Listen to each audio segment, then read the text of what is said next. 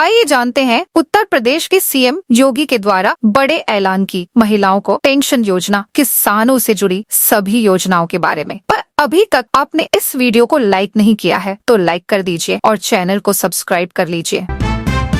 Job creator बने युवा, UP में अपार संभावनाएं। यूनिकॉर्न कॉन्क्लेव में सीएम योगी ने स्टार्टअप उद्यमियों से की बात। 25 फरवरी को पक्के किए जाएंगे नगर निगम के 12,000 कर्मचारी भर्ती। आस्था का यह केंद्र अब स्वास्थ्य के केंद्र में तब्दील हो रहा। बागेश्वर धाम में बोले पीएमओ।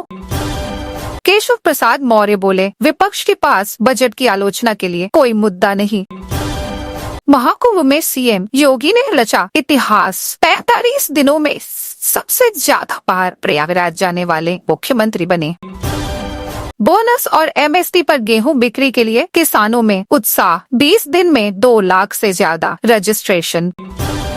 MH9 पर 4 दिन तक रहेगा रूट डाइवर्जन। मेरठ, देहरादून, दिल्ली और लखनऊ के यात्रियों के लिए एडवाइजरी जारी।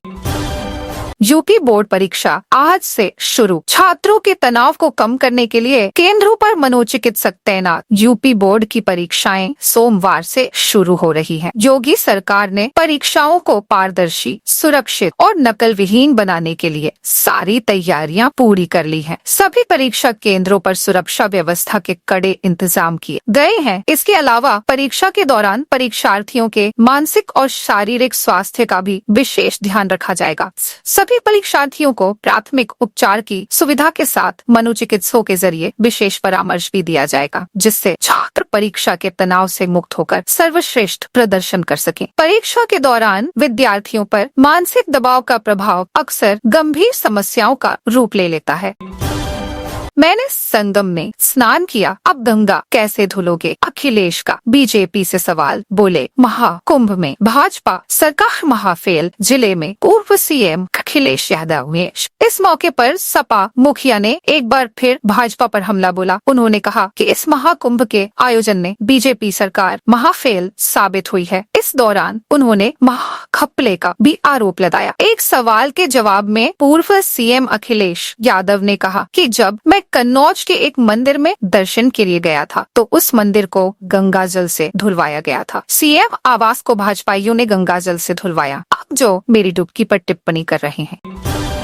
फरवरी में खेती के लिए बेस्ट है इस फसल की स्वर्णा शीतल किस्म। 3 सबसे अच्छी वैरायटी के बारे में जाने। भारत खेती किसानी और विविधताओं से भरा देश है। यहाँ अलग अलग फसलें अपनी खास पहचान की वजह से मशहूर होती हैं। वहीं कई फसलें अपने अनोखे स्वाद और नाम के लिए जानी जाती हैं। ऐसी ही एक फसल है जिसकी वैरायटी का नाम स्वर्णा शीतल है। दरअसल ये वैरायटी जायद की प्रमुख फसल खीरे की एक मार्च के महीने तक की जाती है। खीरे की खेती किसानों के लिए काफी लोकप्रिय खेती है। इस फसल की खेती कम सिंचाई और कम लागत में आसानी से हो जाती है। ये खीरे की एक खास किस्म है। इस किस्म के फल का आकार मध्यम होता है।